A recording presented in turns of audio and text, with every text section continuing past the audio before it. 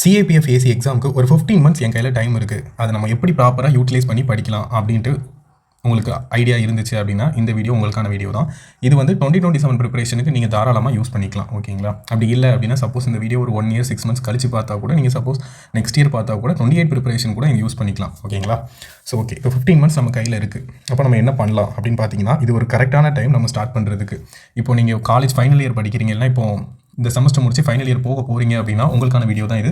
நீங்கள் 2027 அழகாக யூட்டிலைஸ் பண்ணிங்கன்னா கண்டிப்பாக நீங்கள் ஃபஸ்ட் அட்டம்ப்ட்லேயே CAPF கண்டிப்பாக கிளியர் பண்ணிடலாம். அது எப்படின்ட்டு நான் ஸ்டெப் பை ஸ்டெப்பாக சொல்கிறேன். நீங்கள் அப்படி நோட்ஸ் எடுத்துட்டோ இல்லைனா வீடியோ லிசன் பண்ணிட்டு கூட வாங்க. ஒரு வீடியோ எண்டில் கண்டிப்பாக ஒரு கிளாரிட்டி கிடச்சிரும். ஃபஸ்ட்டு CAPF என்ன அப்படின்னு பார்த்தோம் அப்படின்னா, இப்போ நம்ம ஒரு ஸ்டேட் ரேங்க், அதாவது நம்ம TNPC குரூப் 1 போஸ்டிங்கில் DSPன்னு சொல்லிட்டு ஒரு ரேங்க் உண்டு, கெஸ்ட் போஸ்ட்டு. அதே மாதிரி சென்ட்ரல் ஆர்ம்டு போலீஸ் ஃபோர்ஸ். ஓகேங்களா? அதில் CRPF, BSF, CASF, ITBP, SSP அப்படின்னு வேரியேஷனில் ஒவ்வொரு போஸ்டிங் லிஸ்ட் அலாட் பண்ணுவாங்க. அதில் டேரெக்டாக, அதாவது நம்ம ஸ்டேட் ரேங்க் DSP மாதிரி அங்கே உள்ளவங்கள அசிஸ்டன்ட் கமாண்டர்னு சொல்லுவோம். ஓகேங்களா? அதுவும் குரூப் A கெஸ்ட் போஸ்ட்டு தான். யார் கனெக்ட் பண்ணுவோம் அப்படின்னு பார்த்தீங்கன்னா UPSC கனெக்ட் பண்ணுவோம். இயர் பை இயர் கனெக்ட் பண்ணிட்டு தான் இருக்கிறாங்க. ஓகேங்களா? ஸோ உங்களுக்கு வந்து இதில் ஓரளவுக்கு கிளாரிட்டி வந்திருக்கும்னு நினைக்கிறேன். நான் ஈச் ஃபோர்ஸ் பற்றியும் நான் வந்து தனித்தனியாக இன்னொரு வீடியோ போட்டுக்கிறேன். இப்போது காமனாக நம்ம 15 மந்த்ஸ் கையில் இருந்துச்சுன்னா அதோட புக் லிஸ்ட் என்ன, அதை எப்படி ப்ரிப்பேர் பண்ணலாம் அப்படிங்கிறது மட்டும் ஒரு ஓவர்வியூ மட்டும் பார்ப்போம் இந்த வீடியோவில். ஓகே, எதுக்கு இப்போ CAPF ஏன் ட்ரீம் ஜாபாக நீங்கள் நினச்சிக்கணும், அதாவது சொல்லணும்னா, இப்போ பொதுவாக இப்போ UPSC எக்ஸாமே இருக்கட்டும், UPSCயில் IPS ஆவாங்க CSE எக்ஸாமில். அதில் பார்த்தீங்க அப்படின்னா ஃபஸ்ட்டு ப்ரிலிம்ஸ் எழுதுவாங்க. அதுக்கப்புறம் அது ஒரு 3 மந்த்ஸ்க்கு அப்புறம் மெயின்ஸ் எழுதுவாங்க. மெயின்ஸில் கிட்டத்தட்ட ஒரு 5 பேப்பர் உண்டு. அது போக இன்டர்வியூன்னு கிட்டத்தட்ட உங்களுக்கு ஒரு ரிட்டன் எக்ஸாமே உங்களுக்கு கிட்டத்தட்ட ஒரு 6-7 எக்ஸாம் நீங்கள் எழுதுகிற மாதிரி இருக்கும். பட் ஆனால் UPSC CAPF பொறுத்த வரைக்கும் உங்களுக்கு ஒரே நாள் தான் எக்ஸாம். காலையில் ப்ரிலிம்ஸ் நடக்கும், மதியம் மெயின்ஸ், அதாவது பேப்பர் 1 பேப்பர் 2 சொல்லுவாங்க. ஒரே நாளில் உங்களுக்கு ரிட்டன் முடிஞ்சுது. அதுக்கப்புறம் நீங்கள் அதில் ஒன்ஸ் கிளியர் பண்ணிட்டீங்க அப்படின்னா, கட் ஆஃப் கிளியர் பண்ணிட்டீங்க அப்படின்னா உங்களுக்கு ஒரு 3 மந்த்ஸில் உங்களுக்கு வந்து ஃபிசிக்கல் இருக்கும். ஃபிசிக்கல்னால் ரொம்ப கஷ்டமாலாம் இருக்காது. நம்ம இந்த 15 மந்த்ஸ்ன்ற டைமில் ஒரு 6 மந்த்ஸ் நீங்கள் ப்ராக்டிஸ் பண்ணாலே போதும் தான். பட் ஆனால் இப்போ இருந்தே ஒரு ஃபிசிக்கலில் நீங்கள் இன்க்ளூட் பண்ணிக்கோங்க. இப்போ காலையில் ரன்னிங் போதா இருக்கட்டும், ஒரு ஜிம் போதா இருக்கட்டும், அதே மாதிரி ஒரு பேசிக் ஆக்டிவிட்டிஸ் இருந்தாலே கண்டிப்பாக நம்ம கிளியர் பண்ணிடலாம். ஓகேங்களா? அது ஃபிசிக்கல் பற்றி நம்ம தனியாக இன்னொரு நாள் டெப்த்தாக பார்ப்போம். ஸோ ப்ரிப்பரேஷன் பிளான் பற்றி நான் டீட்டெயிலாக சொல்கிறேன். ஃபிசிக்கல் பற்றி நான் லேட்டராக ஒரு வீடியோ கொடுக்குறேன். ஓகேங்களா?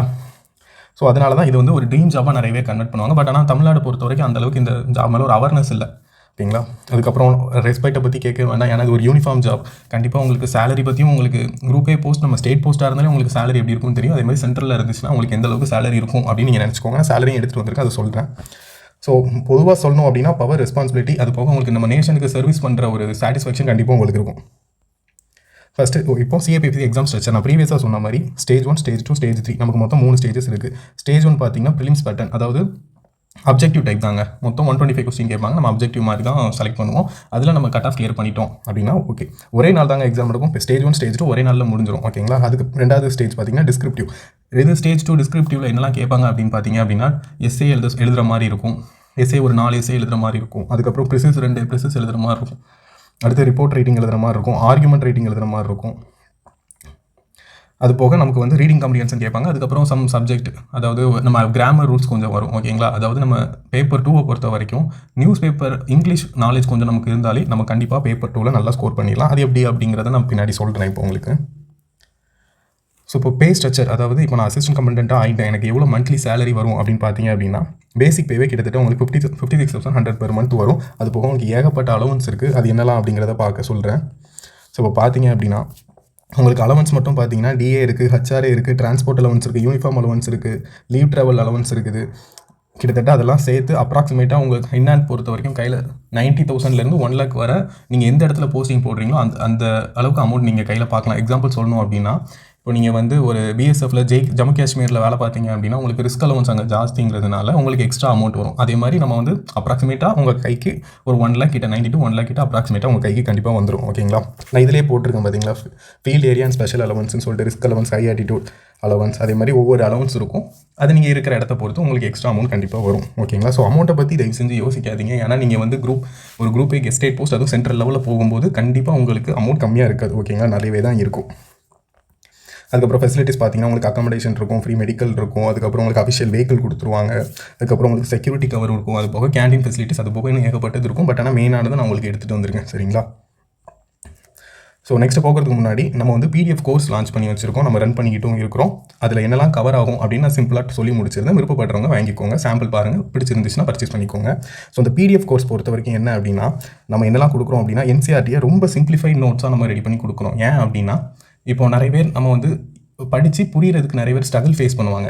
ஸோ அது போகிற மாதிரி நம்ம மார்க்கெட்டில் ஒரு ரெடிமேட் மெட்டீரியலாக இல்லை. அதுக்காண்டி நம்ம என்ன பண்ணியிருக்கோம் அப்படின்னா ஜிஎஸ் சப்ஜெக்ட் வந்துட்டு கிட்டத்தட்ட Indian economy, polity, Indian geography, Indian history, இந்த 4 இபுக்கும், இந்த புக்கெலாம் நம்ம இபுக்கோட ஃப்ரண்ட் கவர் ஓகேங்களா, அதனால் நான் டச் பண்ணி வச்சுருக்கேன். நீங்கள் வந்து சாம்பிள் பார்த்துட்டு கூட நீங்கள் பர்ச்சேஸ் பண்ணிக்கோங்க. இந்த 4 புக் நம்ம கொண்டு வந்திருக்கோம். அது போக பார்த்தீங்க அப்படின்னா ஒரு 600+ CAPF எஸ்ஐ எல்லா டாப்பிக்லையும் இருக்குது.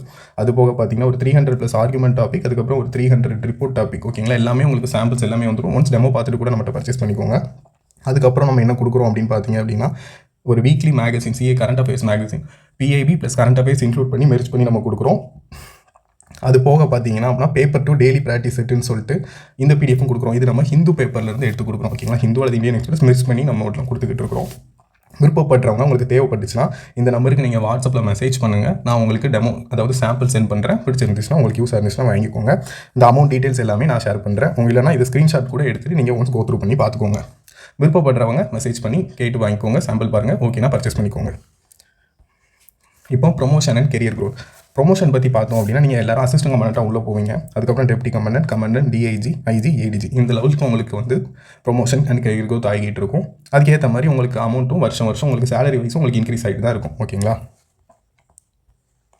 இப்போ பேப்பர் 1 பொறுத்த வரைக்கும் என்னெல்லாம் படிப்போம் அப்படின்னா polity, history, geography, Indian economy, science and tech, அதிலே environment, internal security, current affairs. Internal செக்யூரிட்டிலாம் நம்ம எல்லாமே ஒன்றா இதிலே வந்துடும். ஸோ எல்லாமே நான் தனித்தனியாக எடுத்துகிட்டு வந்திருக்கிறதுனால டாபிக் வைஸ் வந்திருக்கு ஓகேங்களா. இதோட புக் லிஸ்ட்லாம் நான் பின்னாடி சொல்கிறேன். அது என்னெல்லாம் நான் எடுத்து நான் ப்ரீவியஸாக பார்ப்போம். இப்போ நீங்கள் வந்து எதுலலாம் இருந்து வரும் அப்படிங்க மட்டும் பார்த்துக்கோங்க. இதில் வந்து நான் ஒன்றும் இன்க்ளூட் பண்ணல. என்ன அப்படின்னு பார்த்தீங்க அப்படின்னா ஆப்டிடியூட் அண்ட் ரீசனிங் இன்க்ளூட் பண்ணல. அது நம்ம ஒரு 15 மார்க்ஸ் கேட்பாங்க ஓகேங்களா. ஸோ செகண்ட் பார்த்தீங்கன்னா பேப்பர் 2க்கு டிஸ்கிரிப்ட் ரைட்டிங் நான் ப்ரீவியஸாக சொன்ன மாதிரி எஸ்ஏ எழுதுவோம், ரிப்போர்ட் எழுதுவோம், அதுக்கப்புறம் ஆர்குமெண்ட் ரைட்டிங், அதுக்கப்புறம் ப்ரிசஸ், அதுக்கப்புறம் ரீடிங் காம்ப்ரிஹென்ஷன், அதுக்கப்புறம் நம்ம வந்து சப்ஜெக்ட் வைக்கிற ஒரு கிராமர் அதாவது இங்கிலீஷ் கிராமர் பேஸ் பண்ணி சில கொஸ்டின்ஸ் கேட்பாங்க ஓகேங்களா. இப்போ ஏன் ப்ரிப்பரேஷன் 2027 இன்னும் 15 மந்த்ஸ் இருக்குது. ஆக்சுவலாக நான் இப்போ இருந்து 15 மந்த்ஸ் இருக்கிறதுனால 2027 நான் போட்டிருக்கேன். நீங்கள் எப்போ வீடியோ பார்த்தாலும் அதுலேருந்து 15 மந்த்ஸ் கனெக்ட் பண்ணி வச்சுக்கோங்க. இப்போ இருந்து நீங்கள் படிக்க ஆரம்பிச்சிங்கன்னா உங்களுக்கு சிலபஸ் முடிக்கலையே அப்படின்ட்டு எந்த பிரச்சனையும் இருக்காது. பொறுமையாக படிச்சுக்கலாம் ஓகேங்களா. உங்களுக்கு ரிவிஷன் பண்ணுறதுக்கு ஏகப்பட்ட டைம் இருக்கும். சப்போஸ் நீங்கள் வந்து ஒரு ஃபிசிக்கலை பற்றி கொஞ்சம் வெயிட் கூட இருந்தாலோ இல்லைனா கொஞ்சம் நான் ரன்னிங் போய் பழக்கலன்னு சொன்னாலோ உங்களுக்கு ஃபிசிக்கல் பற்றி யோசிக்க வேண்டாம். நீங்கள் இப்போ இருந்து ப்ராக்டிஸ் பண்ணிங்க அப்படின்னா 6 to 1 இயரில் நீங்கள் ரொம்ப 6 months to 1 yearல நீங்கள் ரொம்பவே டெவலப் ஆயிருவீங்க ஓகேங்களா. உங்களுக்குமே உங்கள் மேலே கான்ஃபிடென்ட் லெவல் இன்க்ரீஸ் ஆகிருக்கும். அதனால் இப்போ இருந்து ப்ரிப்பேர் பண்ணிங்க அப்படின்னா 2027 அட்டெம்ப்ட் உங்கள் கையில் இருக்கும். ஸோ இப்போ பொதுவாக என்னென்ன மிஸ்டேக் பண்ணுவீங்க அப்படின்னு பார்த்தோம் அப்படின்னா இப்போ ஃபைனல் இயர் போகிறவங்க சரி ரிசல்ட் வரட்டும் அப்படின்ட்டு வெயிட் பண்ணிக்கிட்டு இருப்பாங்க. தயவு செஞ்சு அந்த தப்பு மட்டும் பண்ணிடாதீங்க. அதே மாதிரி ஃபிசிக்கலாக கடைசி பார்த்துக்கலாம், ரிசல்ட் வரட்டும் பார்த்துக்கலாம் அப்படின்னு நினைப்பீங்க. ஏன்னா ஃபிசிக்கல் எப்போதும் ஒரே மாதிரி இருக்காது. இப்போ இருந்து ப்ராக்டிஸ் பண்ணிங்கன்னா அது உங்களோட உடம்புக்கும் நல்லது தான். ஸோ இப்போ இருந்து நீங்கள் ப்ராக்டிஸ் பண்ணி ஆரம்பிச்சிருங்க. அதே மாதிரி ஏகப்பட்ட புக் ரீட் பண்ணுறது அந்த தப்பு பண்ணாதீங்க. ரிவிஷன் மல்டிபிள் டைம் நம்ம ரிவிஷன் பண்ணிக்கிட்டே இருக்கும். நீங்கள் இப்போ இருந்து படிக்க ஆரம்பிச்சிங்க அப்படின்னா நீங்கள் மல்டிபிள் டைம் ரிவிஷன் பண்ண தான் உங்களுக்கு வந்து எல்லா டாபிக் பற்றி ஒரு ஐடியா கிடைக்கும் ஓகேங்களா. அதுக்கப்புறம் சும்மா ஏனோன்னு படிக்கிறது அப்படி படிக்காமல் படிக்கிறத வந்து நீட்டாக படிச்சுக்கோங்க ஓகேங்களா. இது மட்டும் இல்லாமல் நீங்கள் இதை இல்லாமல் மற்ற எல்லா விஷயம் பண்ணீங்க அப்படின்னா கண்டிப்பாக நம்ம கிளியர் பண்ணிடலாம் ஓகேங்களா. இப்போ புக் லிஸ்ட் அப்படி நீங்கள் ஒரு ஸ்க்ரீன்ஷாட்னால எடுத்து வச்சுக்கோங்க. ஸோ இந்தியன் பாலிட்டி அப்படின்னு பார்த்தீங்கன்னா லட்சுமிகாந்த் புக் நம்ம ஸ்டாண்டர்ட் ஆத்தர் புக் படிக்கணும். ஸோ நம்ம இதில் ஏன் நான் வந்து என்சிஆர்டி புக்கு நான் வந்து நம்ம ரெடி பண்ணி கொடுத்துருக்கோம். நம்ம புக்கில் நான் எடுத்ததும் எல்லாரும் லட்சுமிகாந்த் படிக்க முடியாது. ஸோ உங்களுக்கு பேசிக் ஸ்ட்ராங் ஆகணும். அந்த பேசிக்கை கன்வெர்ட் பண்ணி தான் நம்ம புக் கோர்ஸில் ஃபுல்லாகவே இப்போ தான் படிக்கிறீங்க அப்படின்னா ஃபவுண்டேஷனுக்கு என்னெல்லாம் தேவை அதை தான் பார்த்து நம்ம ரெடி பண்ணி கொடுத்துருக்கோம் ஓகேங்களா. ஒன்ஸ் நம்மகிட்ட சாம்பிள் வேணால் பாருங்கள், நான் டிஸ்கிரிப்ஷனில் நம்பர் கொடுத்துருக்கேன். அதை பார்த்துட்டு கூட உங்களுக்கு ஒரு கிளாரிட்டி கிடைக்கும் ஓகேங்களா. இப்போ இருக்க புக் லிஸ்ட் நான் வந்து சொல்கிறேன், அதை நோட் பண்ணி வச்சுக்கோங்க. இந்தியன் பாலிட்டிக்கு லட்சுமிகாந்த், ஹிஸ்ட்ரிக்கு 6th 12th வரைக்கும் மாடர்ன் இந்தியன் ஹிஸ்ட்ரி வாங்கிக்கோங்க. ஜியோகிராஃபி பார்த்தீங்கன்னா 6 to 12 உங்களுக்கு மேக்ஸிமம் கவர் போதும். அடுத்து எக்கனாமி பார்த்தீங்கன்னா 9th and 12th வரை படிக்கணும். அதுக்கப்புறம் இந்தியன் எக்கனாமி ரமேஷ் சிங் வாங்கி வச்சுக்கோங்க. சயின்ஸ் அண்ட் டெக் பார்த்தீங்க அப்படின்னா 6th to 10th படிக்கிற மாதிரி இருக்கும். என்விரான்மெண்ட் பார்த்தீங்கன்னா சங்கர் ஐஎஸோட என்விரான்மெண்ட். அதுக்கப்புறம் இன்டர்னல் செக்யூரிட்டி நம்ம பேசிக் நோட்ஸும் அதுக்கப்புறம் பேஸ்ட் ஆன் கரண்ட் அஃபேர்ஸில் நமக்கு தேவையான நியூஸை மட்டும் கலெக்ட் பண்ணி வச்சுக்கிட்டிங்கன்னா நமக்கு எஸ்ஐ ரிலேட்டடாக மெர்ஜ் பண்ணி எழுதுறதுக்கு உங்களுக்கு யூஸ்ஃபுல்லாக இருக்கும் ஓகேங்களா. இப்போ கரண்ட் அஃபேர்ஸ் பார்த்தீங்க அப்படின்னா இந்து இந்தியன் எக்ஸ்பிரஸ் நீங்கள் வந்து ஒன்ஸ் கோ த்ரூ பண்ணி ரெகுலராக படிச்சுட்டு இருங்க. அது போக ஏதாவது ஒரு மந்த்லி மேகசின் ரெகுலராக நீங்கள் படிக்கணும் ஓகேங்களா. பெருசாக இப்போது நீங்கள் 15 months இருக்கிறதுனால இப்போ இருந்து நோட்ஸ் எடுக்க வேண்டாம். ஒரு 1 year ஆனதும்போது கரெக்டாக இப்போ ஒரு ஆகஸ்ட்லேருந்து நோட்ஸ் எடுக்க ஆரம்பிச்சிருங்க ஓகேங்களா. இப்போ டிஸ்கிரிப்டிவ் பார்த்தோம் அப்படின்னா பேப்பர் 2 டிஸ்கிரிப்டிவ் பொறுத்த வரைக்கும் எதுவுமே இல்லைங்க. நம்ம வந்து டெய்லி நியூஸ் பேப்பர் நான் படிக்க சொன்னேன் ப்ரீவியஸாக. அந்த நியூஸ் பேப்பரை நீங்கள் ரெகுலராக படிச்சுக்கிட்டே இருந்தீங்கன்னா நீங்கள் பேப்பர் 2 நல்லா ஸ்கோர் பண்ணிடலாம். ஓகேங்களா? ஏன்னா அதில் இருக்க எஸ்ஏயாக இருக்கட்டும், அது நம்ம கரண்ட் அஃபேர்ஸோட மெர்ஜ் பண்ணி எழுதுகிற மாதிரி தான் இருக்கும். ஓகேங்களா? Current affairs, static knowledge, current அஃபேர்ஸோட மெர்ஜ் பண்ணி எழுதுகிற மாதிரி தான் மேக்ஸிமம் கேட்பாங்க. ஸோ அதே மாதிரி தான் நம்ம ரிப்போர்ட்டாக இருக்கட்டும், ஆர்குமெண்ட் ரைட்டிங்காக இருக்கட்டும், ரீடிங் காம்ப்ரிஹென்ஸ் எல்லாம் நீங்கள் டெய்லி நியூஸ் பேப்பர் படிக்க உங்களுக்கு அதுவுமே ஈஸியாக வந்துடும். அது கூட நம்ம ரிட்டன் ப்ராக்டிஸும் வச்சுக்கிட்டோம் அப்படின்னா நீங்கள் நல்லாவே ஸ்கோர் பண்ணிடலாம். பேப்பர் 2க்கு நீங்கள் தனியாக அடிஷ்னலாக எப்படி சொல்கிறது, என்ன எஸ்ஏ எங்கேருந்து வரும் அப்படின்லாம் யோசிக்காதீங்க. நம்ம நியூஸ் பேப்பர் படித்தாலே நீங்கள் மேக்ஸிமம் நல்லா ஸ்கோர் பண்ணிடலாம்.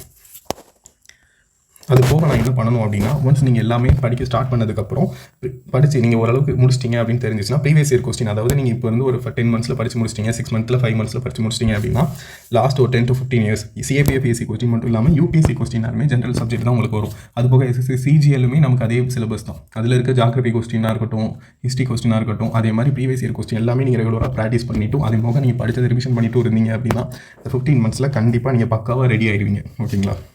இதுமாரி டாபிக் வைஸும் அனலைஸ் பண்ணி பாருங்கள். சரிங்களா? ஸோ ஃபைனலாக சொல்லணும் அப்படின்னா, ப்ரிப்பரேஷன் இப்போ இருந்தே ஸ்டார்ட் பண்ணுங்கள்.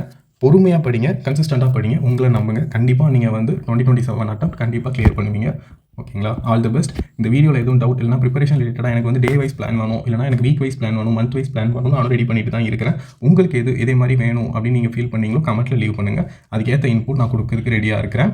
Okay, thank you. எதுவும் டவுட்னா கமெண்ட்டில் லீவ் பண்ணுங்கள். இல்லை டிஸ்கிரிப்ஷனில் நம்பர் கொடுத்துருக்கேன், அந்த நம்பருக்கு வந்துட்டு நீங்கள் மெசேஜ் பண்ணிங்கன்னா நான் கண்டிப்பாக உடனே ரீப்ளை பண்ணுறேன். ஓகேங்க, தேங்க்யூ. All the best.